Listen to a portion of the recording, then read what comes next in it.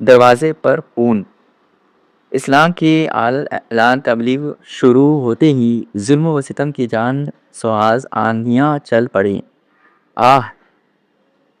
نبیوں کے سرور دو جہاں کے تاجدار محبوب رب الاکبر صلی اللہ تعالیٰ علیہ وآلہ وسلم کے جسم مقدس پر کفار بد و بہر کبھی کوڑا کرکٹ اچھالتے تو کبھی دروازے رحمت پر جانوروں کا خون ڈالتے، کبھی راستوں میں کانٹے وغیرہ بچھاتے تو کبھی بطن نور پر پتھر برساتے۔ ایک بار تو ان میں سے ایک بے رحم نے سجدے کی حالت میں گردن شریف وہ نہایت شدت سے دبا دیا، قریب تھا کہ مبارک آنکھیں باہر تشریف لے آتی۔ کبھی ایسا بھی ہوا کہ سجدے کی حالت میں پشت اطہر یعنی مبارک پیٹھ پر بچہ دار یعنی وہ خال جس میں اونٹنی کا بچہ لپٹا ہوا ہوتا ہے رکھ دیا۔ علاوہ ازیں کفار جفار کا آپ صلی اللہ تعالیٰ علیہ وآلہ وسلم کی شان عظمت نشان میں گستاخانہ جملے بکتے بہت کستے آپ صلی اللہ تعالیٰ علیہ وسلم کو معاذ اللہ عز و جل جادوگر اور کاہن بھی کہتے ہیں۔ پیغمبر دعوت اسلامی دینے کا نکلتا تھا، نور راحت و آرام دینے کو نکلتے تھے قریش اس راہ میں کانٹے بچھانے کو، وجود پاک پر 100 طرح کے ظلم ڈھانے کو۔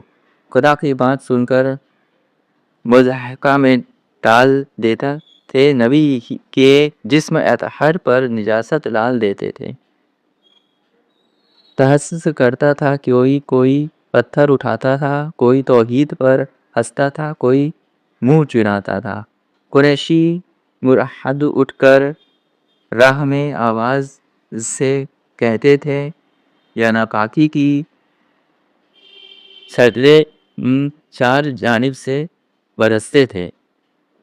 کلام حق کو سن کر کوئی کہتا تھا یہ شاعر ہے، کوئی کہتا تھا دہن ہے، کوئی کہتا تھا ساحر ہے، مگر وہ حلم و حیا خاموش رہتا تھا، دعائے خیر کرتا تھا، جفا و ظلم سہتا تھا۔ راہ خدا میں مصیبت جھیلنا سنت ہے۔ میٹھے میٹھے اسلامی بھائیوں، دیکھا آپ نے ہمارے پیارے آقا محمد مدنی مصطفیٰ صلی اللہ تعالیٰ علیہ وسلم نے اسلام کی خاطر کیسی تکلیف اٹھائیں۔ یہ سب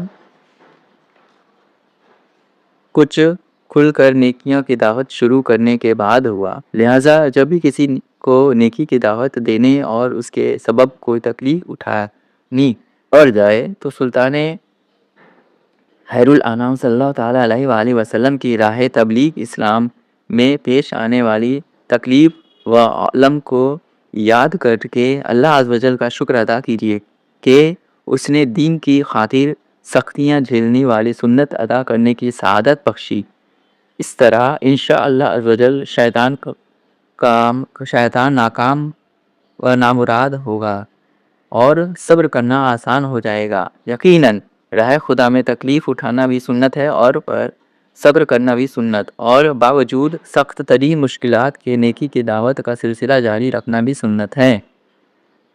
سنتیں عام کریں، دین کا ہم کام کریں، نیک ہو جائیں مسلمان مدینے والے۔ صلو علی الحبیب صلی اللہ تعالی علی محمد۔ شعب ابی طالب۔ اعلان نبوت کے 7ویں سال جب کفار قریش نے دیکھا کہ ان کے بے پناہ ظلم و ستم کے باوجود مسلمانوں کی تعداد بڑھتی چلی جا رہی ہے اور حمزہ عمر رضی اللہ تعالی عنہ جیسے حضرات بھی ایمان لا چکے ہیں، شاہ حبشہ نجاش نے بھی مسلمانوں کو پناہ دی ہے، تو خزائن حبشہ کبریٰ کی روایت ہے کہ مطابق انہوں نے بلا اتفاق یہ فیصلہ کیا کہ حضرت سیدنا محمد صلی اللہ تعالیٰ علیہ وآلہ وسلم کو اعلان شہر کر دیا جائے۔